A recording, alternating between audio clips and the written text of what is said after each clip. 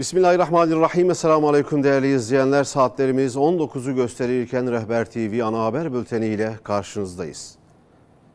Gazze'de aylardır bir soykırım var. Her gün çocuklar acımasızca katledilirken dünya devletlerinin iğrenç sessizliği bu katliamların sürmesine neden oluyor. Artık Siyonist barbarlar sınırı aştı demiyor. Zira bu sınır aylar öncesinden aşılmıştı. Yayınları sadece tarihe not düşme adına yapıyoruz. Dünya sessiz kaldıkça Siyonist istilacılar, doktor, hemşire, sivil savunma çalışanları ve gazeteci demeden tüm meslek gruplarını da yok ediyor. İkinci Dünya Savaşı'nda dahi görülmemiş bir gazeteci katliamı yaşanıyor Gazze'de. Ve barbarlar bu kez gazetecilerin kaldığı çadırları bombaladı.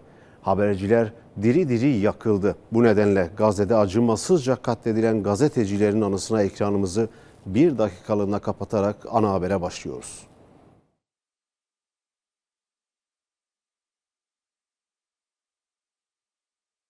Gazze'de yaşanan katliamı dünyaya duyurmaya çalışan gazeteciler bir kez daha bu sefer İsrail tarafından yine hedef oldu ve biz yine biliyoruz ki bunun bir karşılığı olmayacak.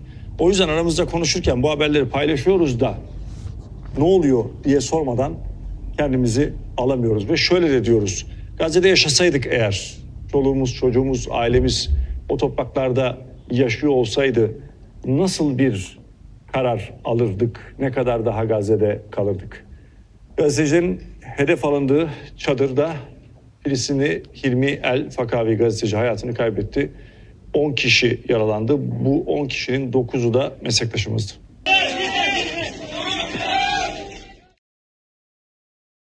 Birbirinden çok farklı belki yayın politikaları olan pek çok şu anda Türkiye'de haber kanalı bu haberle başladı bültenine. Belki zapladınız, ya Gazze'yi çok gördük dediniz, bir başkasına geçtiniz, o da Gazze'yi verdi. Bir başkasına, o da Gazze'yi verdi.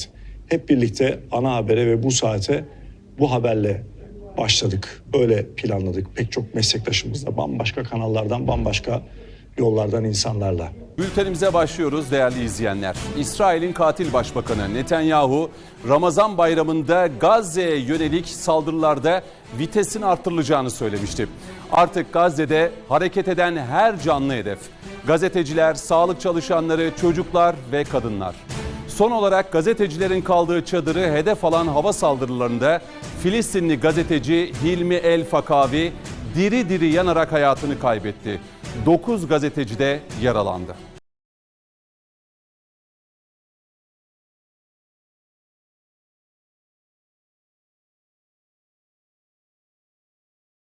İsrail bu sabah Gazze'de görevini yapan gazetecilerin kaldığı çadırı bombaladı, onları diri diri yaktı.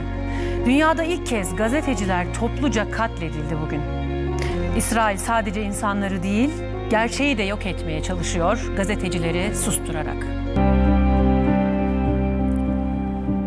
Maalesef yine açılışımızı bir katliam haberiyle yapıyoruz. İsrail ve katliam.